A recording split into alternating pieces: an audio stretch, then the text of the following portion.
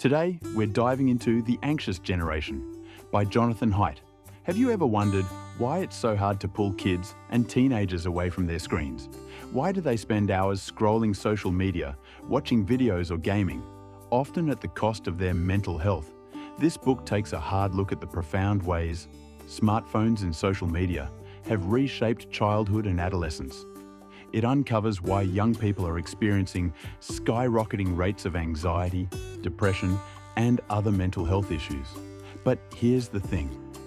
This isn't just a problem for kids, it's a wake-up call for parents, teachers, and society as a whole. Think about it as adults. We often feel overwhelmed by technology, but we can still set limits for ourselves, like uninstalling an app or setting time restrictions for kids and teens. However, it's a completely different story. Their minds are still developing, and their self-control is limited, left unchecked. They can spend hours on their devices, unaware of the long-term harm it's causing. Have you ever noticed how screen time seems to replace sleep, physical activity, and even face-to-face interactions? Imagine what this is doing to their social and emotional development. Now here's the critical question: is the damage permanent, or can we help them break free?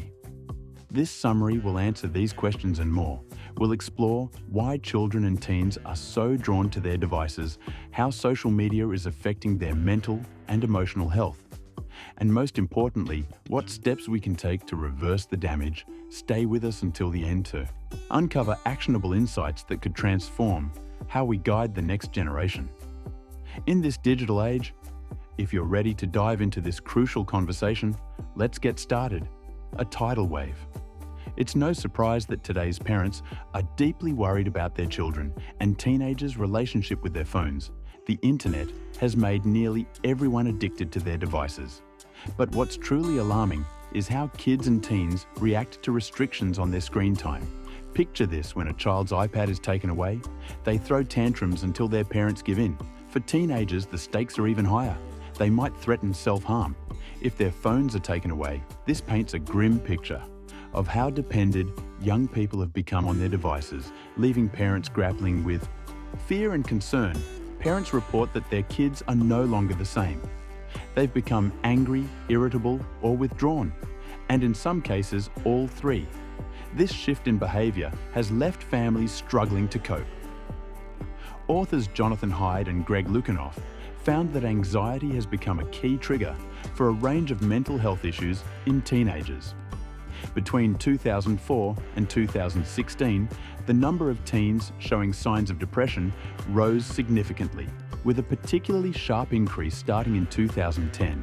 This conclusion came from questionnaires where teens were asked if they often felt sad, empty, or depressed, regardless of race or social class.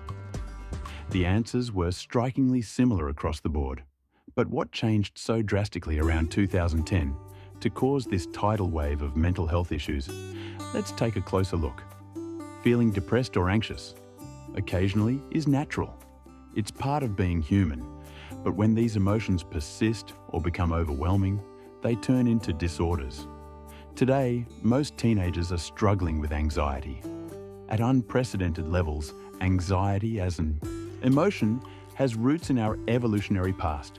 Our ancestors needed to remain hyper-aware of their environment to survive. But there's a significant difference between real and perceived threats. A perceived threat is often imaginary or exaggerated, something that may never happen, yet it triggers physical symptoms like tension, fatigue, or a paralyzing fear of the worst-case scenario. One of the most common perceived threats among teenagers today is social death. This happens when they feel excluded or believe they don't belong to a group. Social disconnection can lead directly to depression. Depression, often ranked alongside anxiety, is another alarming mental health issue. It manifests as a persistently low mood and a lack of interest in daily activities. While anxiety and depression can sometimes be managed, a proper diagnosis from mental health professionals is essential for effective treatment. Social disconnection. A feeling of being isolated from others is deeply tied to depression. Teenagers who don't feel a sense of belonging often spiral into emotional distress. This brings us back to a pivotal moment in history, the early 2010s. Two significant events occurred during this time. First, mental health issues among teenagers began to rise sharply. Second, smartphones and social media became a household staple. Yes, phones existed before 2010, but they were basic devices meant for calling and texting. The introduction of smartphones paired with social media apps changed everything. By 2010, being constantly connected became the norm. Especially for teenagers, they feared missing out on something important if they weren't online. Several studies back this claim. A report by Common Sense Media, a non-profit organization, revealed that by 2016, 79% of teens in the US owned a smartphone.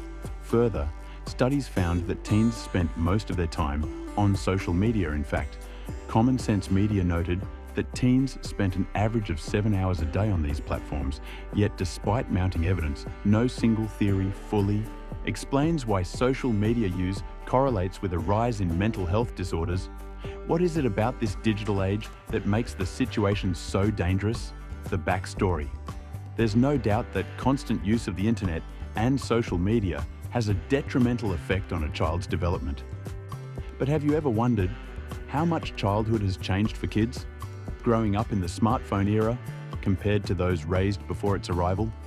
To understand this shift, we need to explore 4 key features of childhood that are being profoundly disrupted today. 1. Slow. Growing childhood, human childhood, unlike that of most animals, is remarkably slow. Animals mature quickly, entering puberty early and reproducing as soon as possible.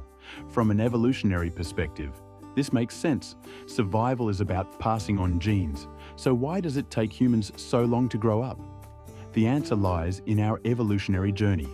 Early humans had large jaws and guts to chew and digest raw food, but once humans discovered cooking, chewing and digestion became easier. Over time, our jaws and guts shrank, and in their place, our brains grew larger.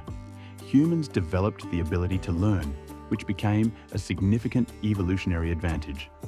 We didn't need to grow up quickly because survival depended on acquiring knowledge and skills through interaction and observation. Free play. Free play is one of the most critical aspects of childhood development. It's the unstructured, self-directed activity that allows children to develop cognitive, social, and emotional skills. Running, hiding, and playing games like tag not only improve motor skills, but also teach kids how to handle conflict, negotiate, and empathize with others.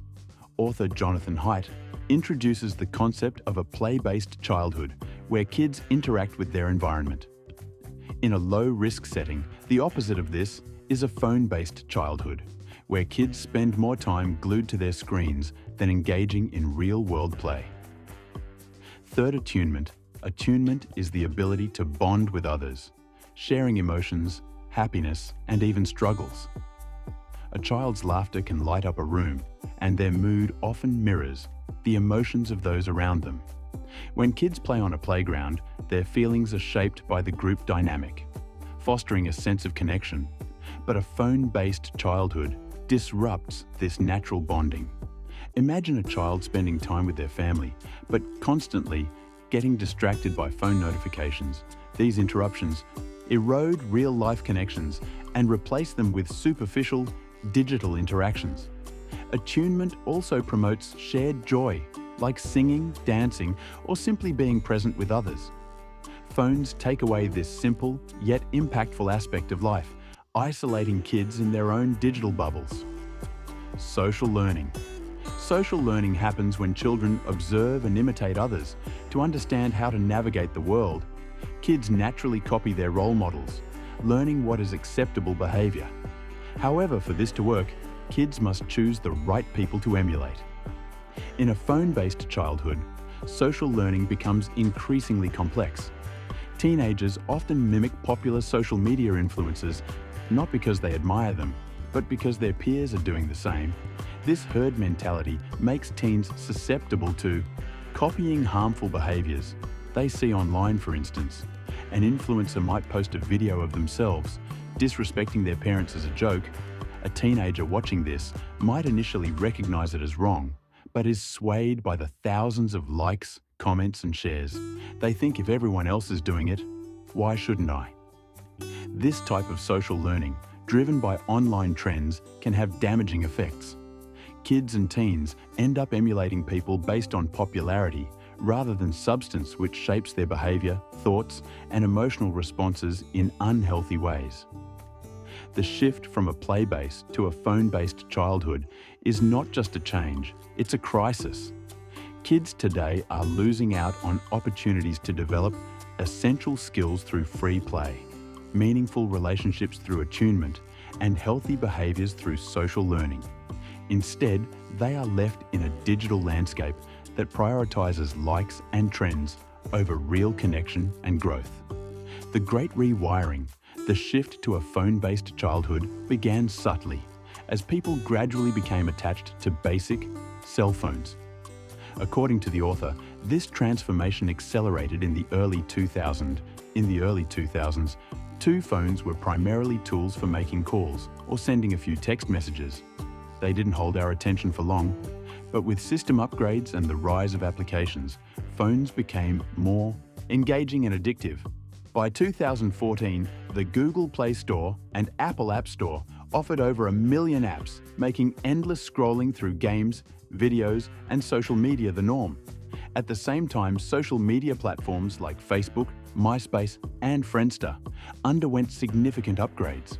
Although these platforms existed before 2010, their enhancements during that decade turned them into digital magnets for users. Suddenly, you could chat with friends on Facebook, share tweets that might go viral, or spend hours on Instagram, a favorite for teenagers. The social media boom changed everything. This new digital landscape, however, disrupted essential aspects of human development, particularly for children approaching puberty. The following key issues highlight its harmful effects. 1. Social deprivation. One of the most damaging effects of social media is social deprivation, a decline in face-to-face interactions. Between 2003 and 2019, studies on teenagers revealed a steady decrease in the time they spent with friends in person. While social media allows online interactions, these don't replace the benefits of face-to-face connections. Research has shown that teenagers who engage in real-world interactions have better mental health compared to those who spend most of their time online. Phone-based interactions also affect the quality of relationships. Imagine talking to a friend while scrolling through Instagram or switching between apps. Such distractions dilute the connection, making interactions less meaningful. In contrast, face-to-face conversations without interruptions foster deeper bonds and emotional well-being. To sleep deprivation, another significant issue is sleep deprivation. The internet offers an endless stream of content, keeping people awake far longer than they should be. Sleep is especially critical during puberty, a period of intense mental and physical growth. Teens who get enough sleep tend to focus better, retain information more effectively, and manage their emotions with greater ease. Conversely, sleep-deprived teens are more likely to be irritable, which can strain relationships and overall health. Studies have repeatedly confirmed a strong link between excessive social media use and sleep deprivation. Teens who overuse social media during high school often struggle with chronic sleep issues later in life, impacting their productivity and well-being. 3. Attention fragmentation. The constant notifications from phones also lead to attention fragmentation. Studies show that an average person receives over 190 notifications daily, with teenagers getting one every 5 minutes. Attention is the ability to focus fully on a single task or thought. Social media disrupts this ability by constantly pulling focus away from meaningful activities. For example, imagine reading a book while your phone alerts you about tags, likes, or chats. Your attention shifts between reading and checking your phone. Reducing your productivity, this multitasking not only hampers your ability to complete tasks, but also weakens your overall attention span. During puberty, teenagers develop executive functions like self-control and sustained focus. However, A phone-based childhood can delay or impair this development, leaving teens more prone to distraction and impulsive decisions. For addiction, the final and perhaps most alarming issue is addiction. Social media is designed to be addictive, tapping into the brain's reward system. When you engage in enjoyable activities, like eating junk food or checking your phone, your brain releases dopamine, a chemical that creates a sense of pleasure. But dopamine doesn't just make you feel good, it increases your craving for more. This is why once you start scrolling, it's hard to stop. Nir Ayler's hooked model explains how social media exploits this craving through a 4-step loop. 1. Trigger an external cue, such as a notification grabs your attention. 2. Action. You respond by opening your phone to check the notification. 3rd variable, reward. The notification might bring validation, like a comment or a like, giving you a sense of acceptance. 4th, investment. Even without a notification, you check your phone repeatedly, hoping for a reward. This unpredictability keeps you hooked. This loop explains why social media is so addictive. It creates a cycle where users chase the dopamine high, unsure of when it will come, but unwilling to stop trying. Collective action for a healthier childhood. One of the biggest challenges to creating boundaries for a healthier childhood is the social dilemma, the fear of missing out when everyone else has something you don't. This is especially true for teenagers who desperately want to fit in and be part of a group. Teenagers feel immense pressure to have a phone or be active on social media. To avoid being excluded, for example, a teen might tell their parents, "But Mom, everyone at school has an iPhone. I'm the only one without a phone." Parents understandably find it difficult to say no. If everyone else is doing it, they fear their child will be left behind. So how do we tackle this collective action problem? The answer lies in collective responses. Through coordinated efforts, we can make meaningful changes. 1. Voluntary coordination. Parents gain strength from supporting one another. One example of this is the Wait Until 8th initiative. This program encourages parents to pledge not to give their children smartphones until they reach the 8th grade. Parents sign a document that becomes valid only when at least 10 families from the same community commit to it. This collective agreement ensures that children without smartphones won't feel isolated because their peers are in the same boat. It empowers parents to set boundaries without fearing their child will be left out, shaping social norms and moralization.